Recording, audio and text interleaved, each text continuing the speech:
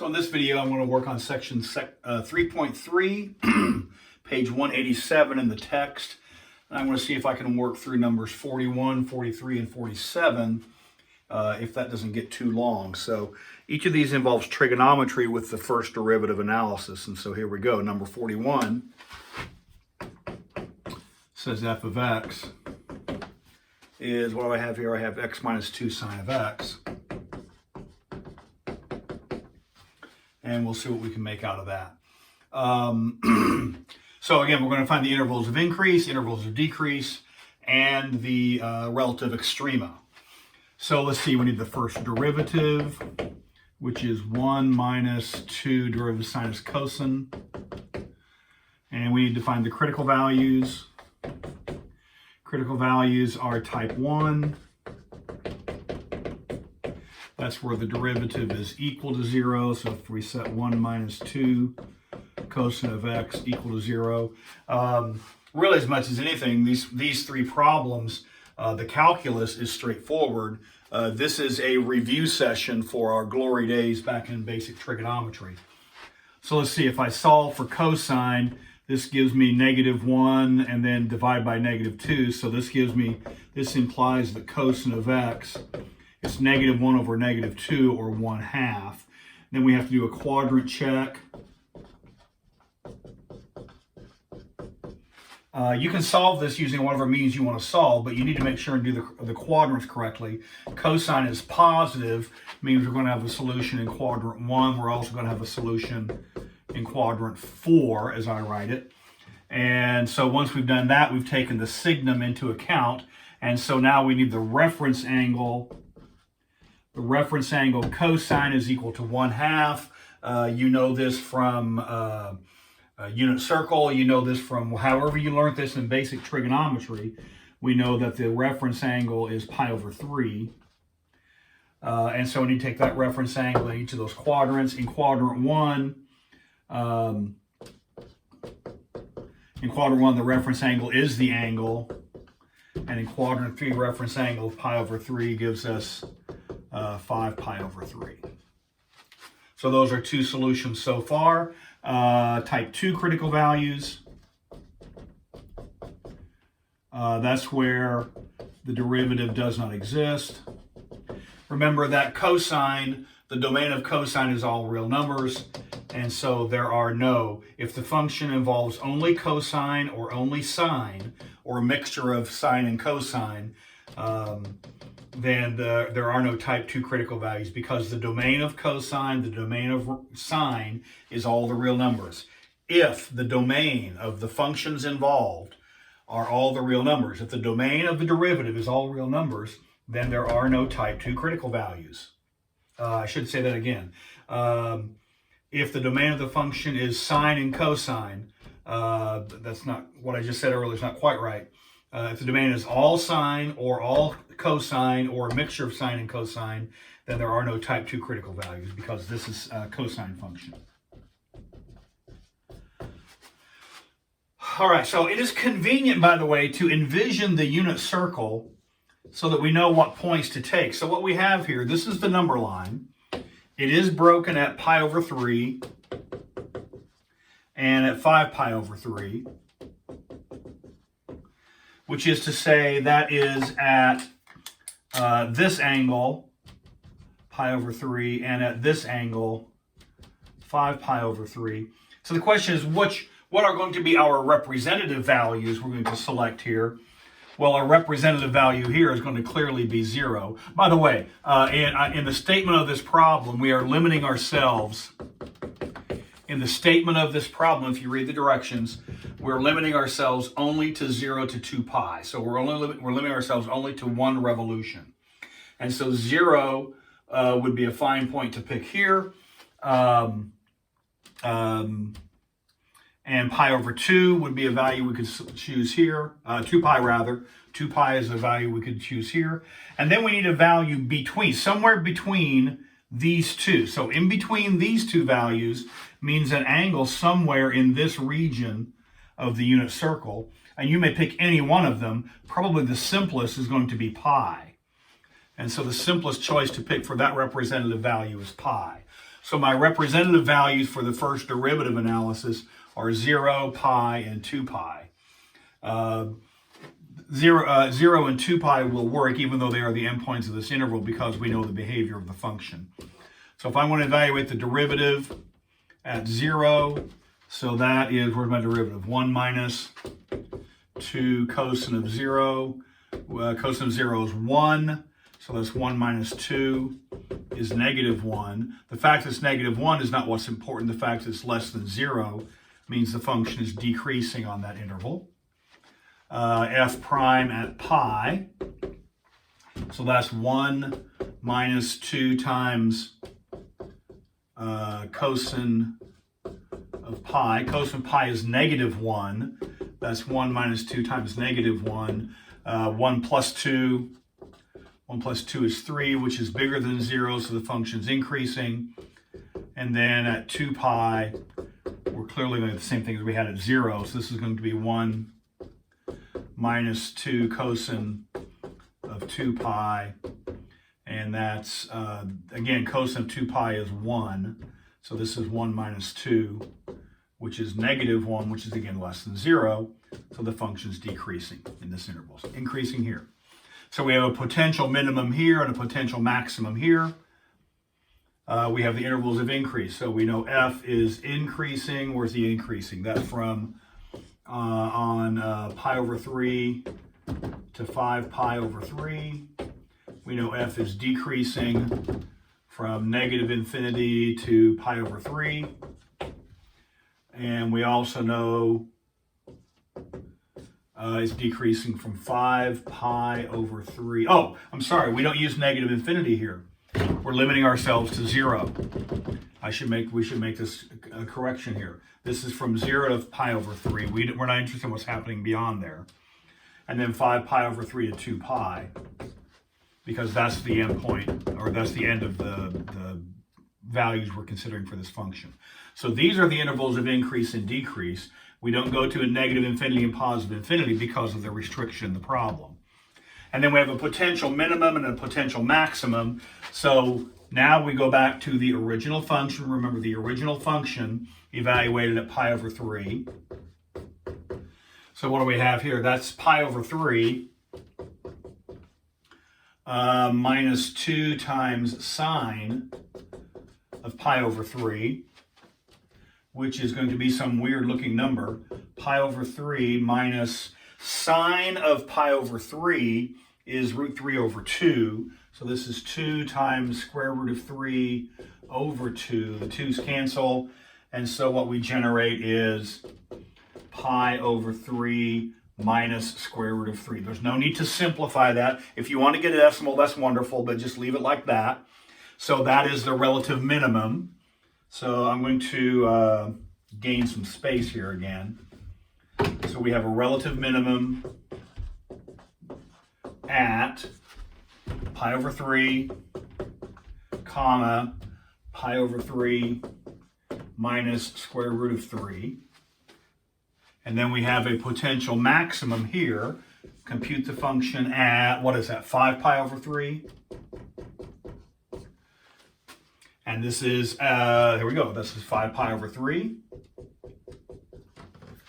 minus 2 times sine of 5 pi over 3. 5 pi over 3 is a quadrant 4 angle, so sine we know is going to be negative. So this is going to be 5 pi over 3 minus 2 times, it's going to be negative something. It's negative because it's in quadrant 4. The reference angle is pi over 3. We know sine of pi over 3 is the same thing as it was before. It's root 3 over 2.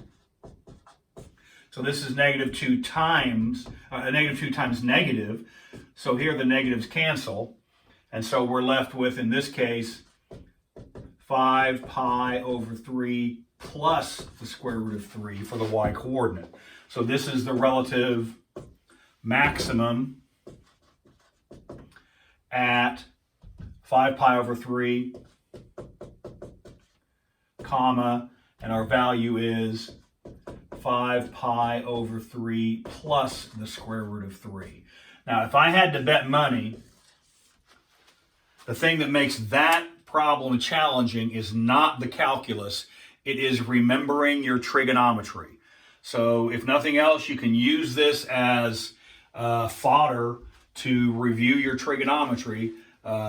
Unit circle, however you learn to solve these equations. I do quadrant check and reference angle. But you need to be able to solve the basic trigonometry equations to be able to find those values. Once you have these values, if you wish, you can get a decimal there. I don't care about that. But you should be able to solve basic trigonometry equations. I'm not going to make any apologies for expecting you to know prerequisite material for the course. So there's number 41. We'll see if we can play through 43 and 47 in a relatively timely fashion.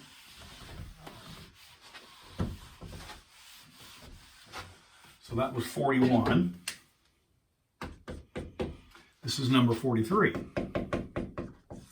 Again, we're limiting ourselves to 0 to 2 pi, and the function is sine of x plus cosine of x.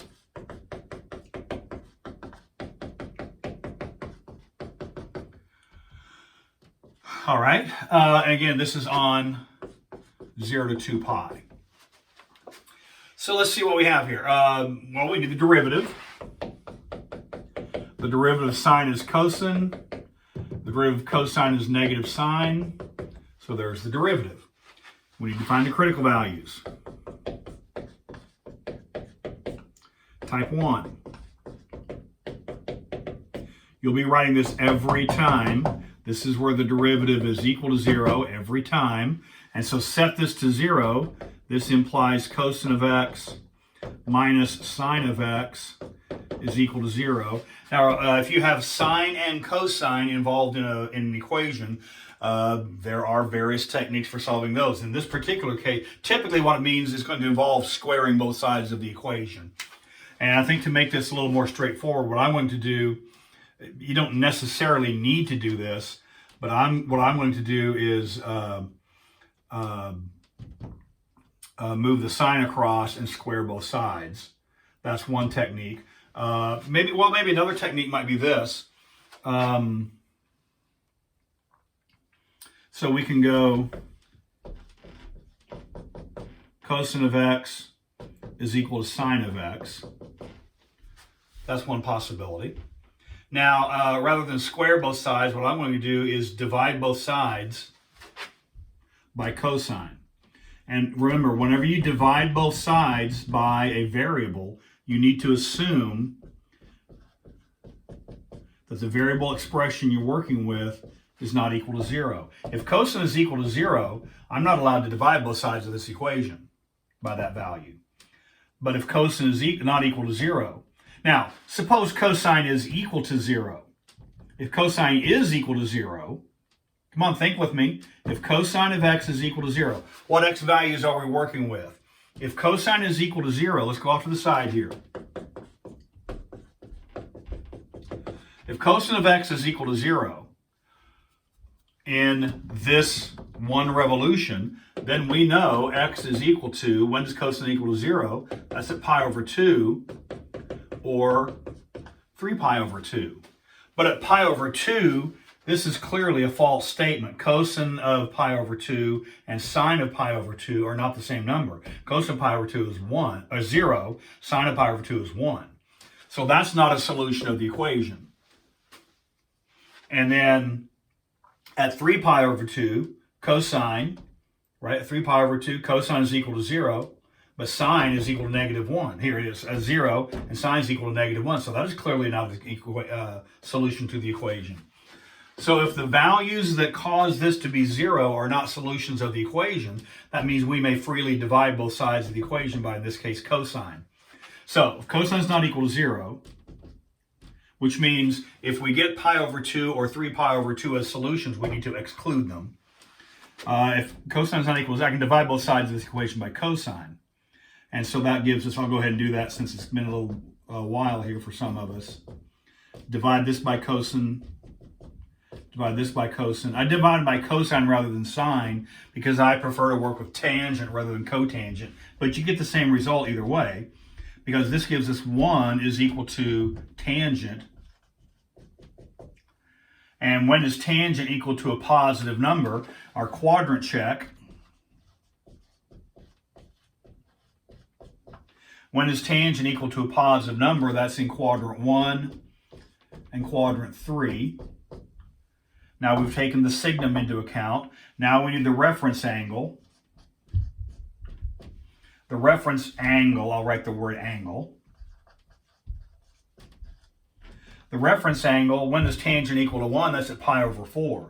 So we know x reference is pi over 4. So if I put pi over 4 into quadrant 1, pi over 4 into quadrant 3 as a reference angle, that gives us our solutions. In quadrant 1, the reference angle is the angle. And in quadrant 3, a reference angle of pi over 4 is 5 pi over 4. Remember, that's the odd. 1, 3, 5, 7. It's the 5 pi over 4. So the two solutions we generate are pi over 4 and 5 pi over 4. That's the type 1 critical values. Type 2 critical values, that's where the derivative does not exist. And since the derivative involves only cosine and sine, there are no values, there are no type 2 critical values because this function is continuous and differentiable everywhere. And so there are none because this only involves sine and cosine. If the derivative involves tangent or cotangent or secant or cosecant, then you need to go hunt for the critical values where it's not defined. However, if it's only involving sine and cosine, there are no type 2 critical values. So again, we only have 2 critical values, and again, it's convenient to look at those on the unit circle. We have pi over 4, there's one of them. We have another one, pi over 4. And so we're going to need to select well, here's my number line. Let me gain some space here.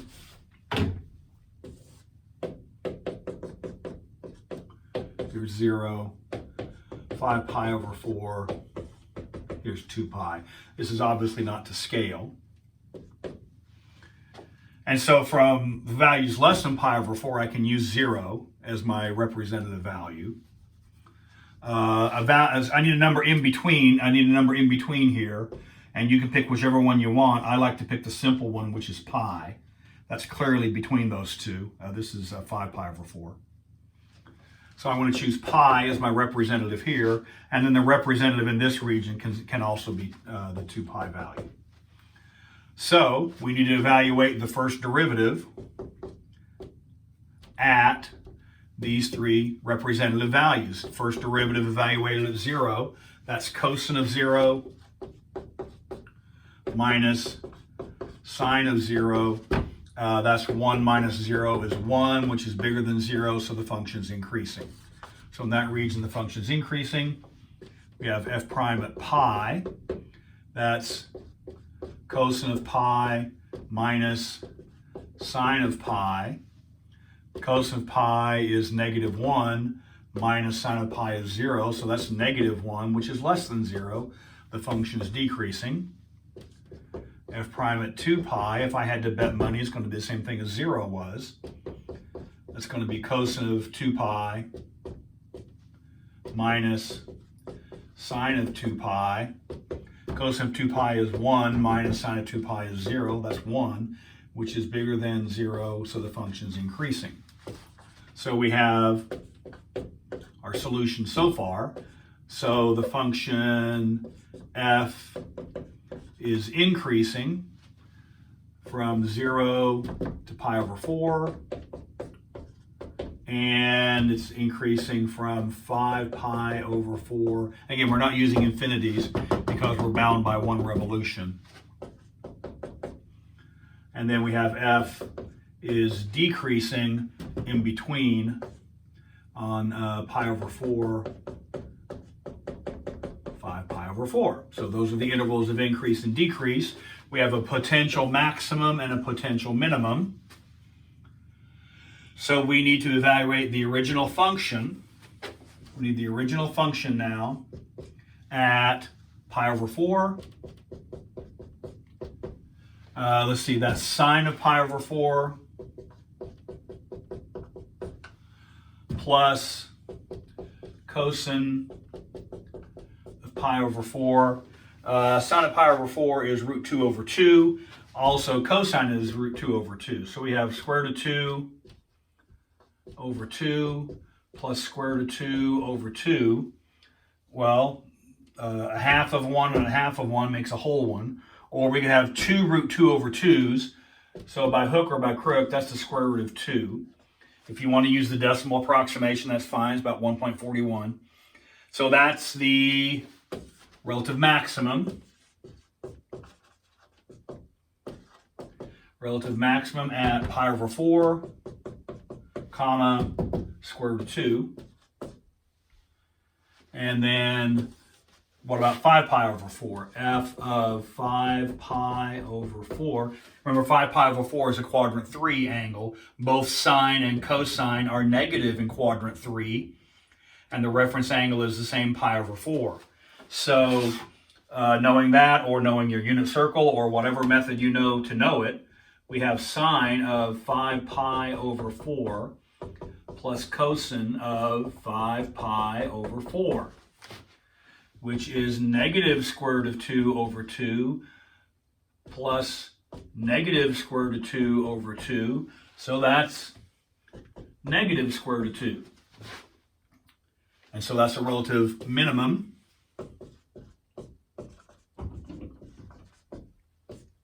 Five pi over 4, comma, negative square root of 2. Again, my guess is the calculus is not the problem. If there's going to be a problem with this, it's remembering your trigonometry. You may need to go back over this a few times to make sure you understand. Whenever an equation involves a sine to the first and cosine to the first, very often you go to this process of creating a tangent. Another possibility is you could square both sides. When you square both sides, you must be careful because sometimes you generate phantom solutions. And if you divide both sides by a variable, you have to make sure that those the values that make that equal to 0 are not going to be solutions of the equation you're playing with. So there we have it, the solution to number 43. Well, I'll just go ahead and do number 47. The video is getting a little bit long, but we'll have all of them on one video here. So what was this, number 41? So now we're left with number 47, and I'll maybe, just in the interest of time, I might try to pick up the pace. 47 says sine squared plus sine.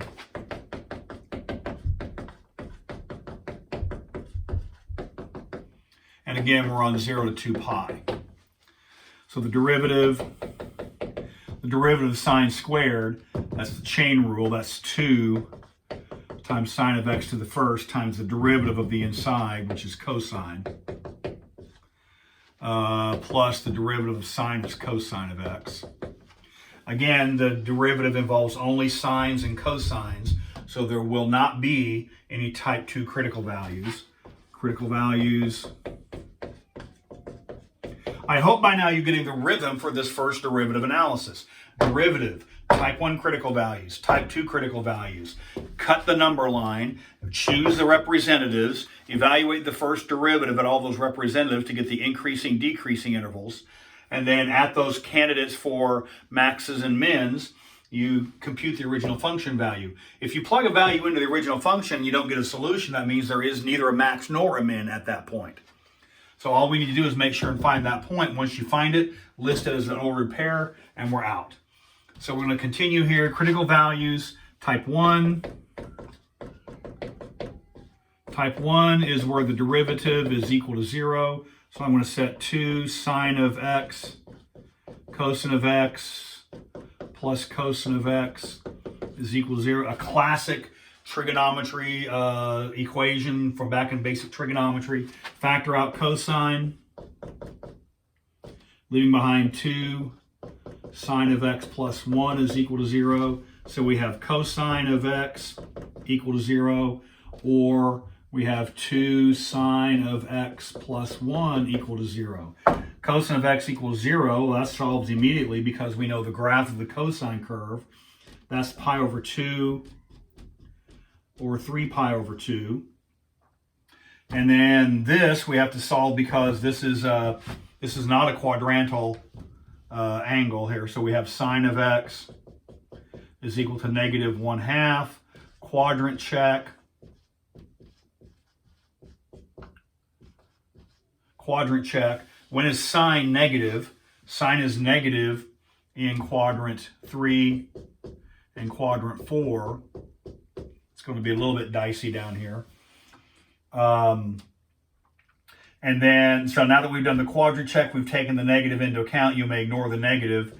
The reference angle, the reference angle for sine equal to 1/2 is pi over 6. And so pi over 6 in quadrant 3 and quadrant 4. So solution in quadrant 3 is 7 pi over 6. We know our unit circle, or we can just place that reference angle in the appropriate quadrant and figure that angle. Quadrant 4, we have x is equal to 11 pi over 6. And either we know that from the unit circle, or we know that by placing the reference angle here and computing that angle. So our 4 solutions, pi over 2, 3 pi over 2, we have 7 pi over 6 and 11 pi over 6. Again, it is convenient to think about those in the unit circle. We have pi over 2 is one of them. We have 3 pi over 2 is another. We have 7 pi over 6, and we have 11 pi over 6. So let's get them all, line up our usual suspects here. That's pi over 2. This also helps to put them in order. Pi over 2, then this one, which is 7 pi over 6. And the next one we hit is 3 pi over 2. And the next one we hit is 11 pi over 6. So this unit circle picture helps us to make sure we get these in the right order when we have some sort of unusual little combinations of solutions. Now, the representative values we can choose. Well, clearly we can choose 0 and 2 pi in those regions. I need something between here. Well, again, the simplest is probably pi. I need something between. Now, this is a little bit dicey here. I need something between. This is 7 pi over 6 and 3 pi over 2. Probably the simplest is going to be the pi over 4 reference angle. Probably the simplest to choose. You can choose anything you like. Probably the simplest going to be is 5 pi over 4 is the angle that falls between there. So I'm going to choose pi here, and then 5 pi over 4 for this one. And then in this, the same thing. I would choose the reference angle of pi over 4, but that's 1, 3, 5, that's 7 pi over 4 is that quadrant 4 representation with pi over 4 as the reference angle. So I'm choosing 7 pi over 4. So if you need to scan through that, draw your unit circle and make sure you choose the values that are between the pi over 2, 7 pi over 6, 3 pi over 2, and 11 pi over 6. This is 11 pi over 6. So, my goodness, we have a whole slew of these to pick. I'm going to have to be careful with my space. We need to find the derivative at each of these representative values. So f prime at 0 is 2 times sine of 0 times cosine of 0 plus cosine of 0. Sine of 0 is 0. Cosine of 0 is 1, so that's 1, which is greater than 0, so the function's increasing. All we care about is increasing, decreasing. We don't care what the number is, just whether it's positive or negative. All right? That's going to help us here with this. So really all we need is positive, negative. We do not need the specific number. All we need is positive or negative. So when I choose pi, f of pi, this is 2 times sine of pi, which is 0, which means this term is going to vanish. So this is going to be 0 plus cosine of pi. Well, cosine of pi, we know that. Cosine of pi is negative 1. So that's negative 1, which is less than 0. So here it's decreasing. right? Now I need f of 5 pi over 4. Now this is a little bit tricky here. 5 pi over 4. So this is 2 times sine 5 pi over 4 times cosine of 5 pi over 4 plus cosine of 5 pi over 4. Now remember, this is a quadrant 3 angle, so that's negative and that's negative. So this is 2 times negative. So once we know the fact that it's negative, now we need the reference angle, which is pi over 4. And sine of pi over 4 is root 2 over 2. Cosine is also, so this is negative square root of 2 over 2, plus, and then we have negative square root of 2 over 2 again. So this is, let's see what we have here. So everything is multiplied. The negatives cancel. Radical 2 times radical 2 is 2. So this is 2 times 2 over 4. And then it's minus square root of 2 over 2. Right? So this is 2 times 2 is 4. So this is 1 minus square root of 2 over 2. Now this is where a decimal might come in handy. 1 minus, this is about 0.7. Square root of 2 over 2 is approximately 0.7. And so all we need to know is this is 1 minus 0.7. This is approximate. So this is approximately negative 0.3. All we need to know is the fact that it's negative, it's less than 0, which means the function is decreasing in this interval also.